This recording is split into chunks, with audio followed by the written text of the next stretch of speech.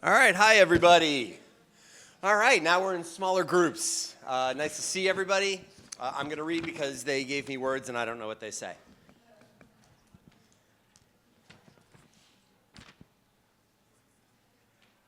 Okay, welcome everyone to the Breakout Session 1, Engineering Coastal Recovery. We're pleased to begin with a presentation titled Morningside Shoreline Park, which I have cleaned up many times, along the shoreline, presented by Aurora, Alcalde? Excellent.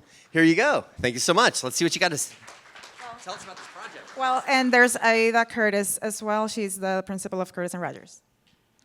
Good afternoon, all. Thank you for being here. As Dave graciously introduced each other, I'm Aida Curtis with Aurora Alcalde. We're both landscape architects for Curtis & Rogers Design Studio, and we've been working on this project, Morningside Park, the resilient waterfront portion of the park, and we've been working closely with Commissioner Pardo's office, District 2 from the city of Miami.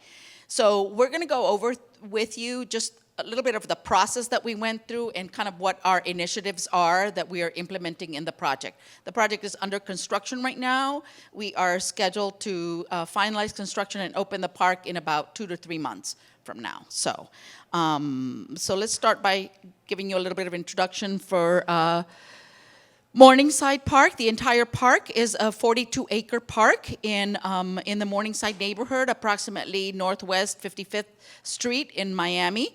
And what we are working on, our task here was to work on the waterfront and make this park a little more resilient in protection from the stressors of the climate, and also protect the neighborhood also from the stressors of the climate. When we started the project, these were some of the stressors that we were dealing with. There was a lot of storm surge that we get into the park, erosion, flooding, sunny day flooding from the tidal floods. We also have saltwater intrusion. As you know, these parks are geology is very porous. This is a man-made park. It was filled, used to be water, it was filled, so it's very, the soils are not very good and they're very porous. And in addition to that, the urban heat that we all facing in Miami was very prevalent in this park. So one of the things that we did to begin with and started to look at it holistically in saying, okay, what do we need to do to solve the issues for this park? And so we started looking at a hybrid environment, something that we would, in fact, improve the seawall. And hybrid means that you're using a combination of hard infrastructure, gray infrastructure, and nature-based infrastructure. So what we did is we're going to start working with an enhanced seawall, because there was a seawall that was already there, and we were going to be working on a living shoreline, which is waterward from the seawall. In that effort, one of our primary goals was the preservation of the existing mangroves, as we certainly believe that they offer a great protection, and not only protection, but carbon sequestration and habitat creation, which is very important for these projects. We were going to mitigate the erosion control with berms and vegetation, and essentially increase the biodiversity of the park, the coastal area, and enhance the habitat for all of the animals and that live along the coast. So our approach is essentially to build to elevate the coastal area of the park, the edge. So if you can imagine, the park is approximately at elevation 3.5. So what we did is we elevated the shoreline to about elevation between 6 and 6.5, and made this area adaptable so that as the future comes and there's higher sea level rises and higher storms, this can be adapted and created and made higher.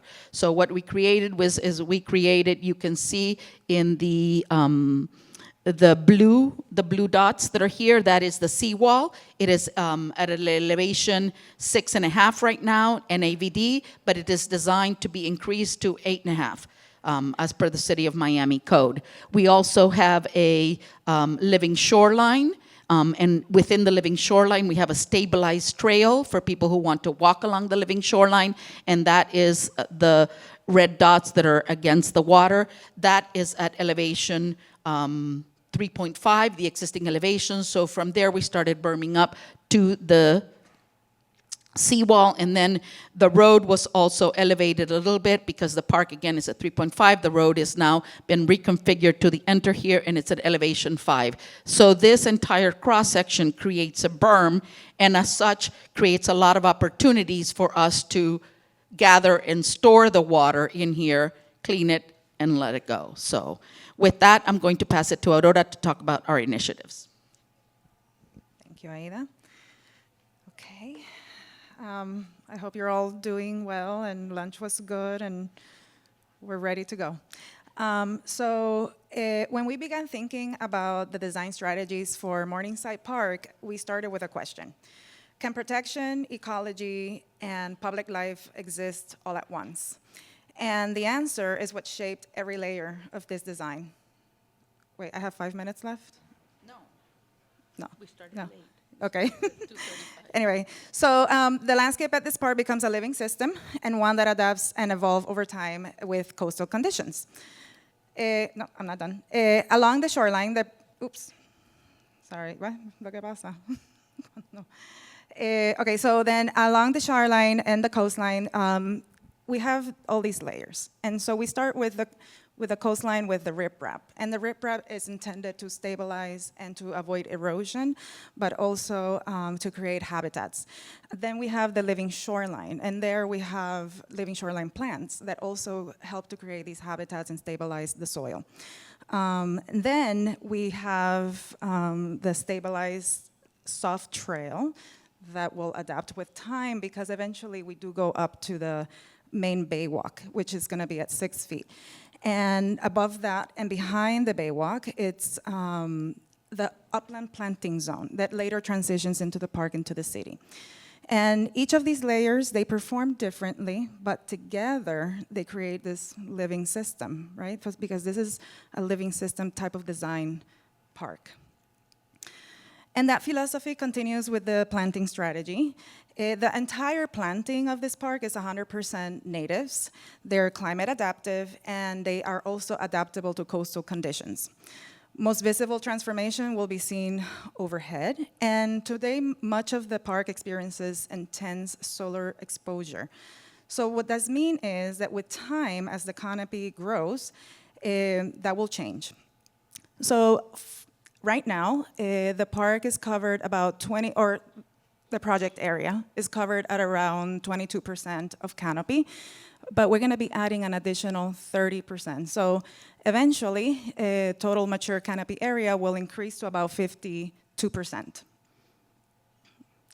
What this means is that there's going to be, moments during the day that you're going to be able to walk, and it's going to be cooler walks. Children will be able to play in shade, and older adults will be able to sit comfortably on the water's edge.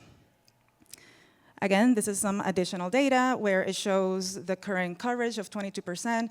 In about 15 years, that's going to increase about 16%. And by the time we're done, 30 years, it's going to increase another 14. Again, covering up. And the baywalk itself will be more than 90% covered with shade. Okay? Now, what better representation of balance between protection and ecology than mangroves? So we've maintained all mangroves in this park, and honestly, they're the most effective infrastructure that we can count on. So we've preserved it, and as you may all know, all the benefits that mangroves bring. I'm not gonna go over it because I'm being timed, but it's just a reminder that mangroves have always been here. They used to inhabit this whole area, and we can learn from mangroves, and we are learning from mangroves, and we're not getting rid of them. So, like I said, we're working with them, not against them. Okay, next. Stormwater management. So water management is the same, we follow the same philosophy as with the landscape. We don't treat water as waste, but as a part of the landscape process. So between the green areas and the hardscape, 71% of the surfaces are pervious. What does that mean is that they capture and they infiltrate this water before going into the bay. 1 inch of rainwater can hold under the baywalk about tens of thousands of gallons of that water. The rain gardens and bioswales they also, right, they slow the water, they'll filtrate it, and then they'll absorb it before percolating back into the bay. So this may seem like a small intervention individually, but together they will reduce flooding impacts, filter pollutants, recharge underground water, and protect the bay's water.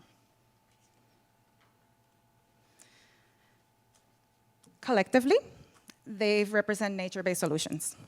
And through these strategies, the project reduces embodied carbon, enhance natural habitats. They will create ecosystems that sequester carbon, support biodiversity, provide coastal protection, allow for sustainable adaptation, and provide ecological benefits. So the goal here is not to freeze the coastline in time. The goal of this project is to create a park that is capable of changing with time in adapting and reimagining useful conditions as they evolve. But resilience is also social, and it has to work for people. So we've integrated strategies for safety, accessibility, comfort, and connection. We have expanded the pedestrian path for different types of users, elevated the baywalk to be able to survive 6 feet of sea level rise while immersing the pedestrian with the bay. We've created these overlooks and seating areas and gathering spaces next to the bay as well, and that will help strengthen the relationship people have with the bay. We've also added new lighting, solar lighting, and a new vehicular path with more easier way to navigate the park. So, resilient parks are not only environmental. They are public health projects, they're economic projects, and they're community projects. And here in this park, we're creating many different things. Shade, we're improving amenities, so we have kayak launches, we have volleyball courts, we have other things that we're also improving in this work area. And we've also created opportunities to experience the bay closer up. And the best thing is that the park remains usable after flooding, which is what the community needs. So, with this project, what we've learned is that there is no need to sacrifice beauty, ecology, or human experience, right? Most meaningful public spaces of the future work with natural systems, and this is a good example of that combination. It combines shoreline protection, ecological restoration, water management, public access, and in a single connected vision. So, resilient is not just about preparing for the future, but it's creating places that people will continue loving. Places that protect both the shoreline and human experience, and places that can continue serving the community for generations to come. Thank you.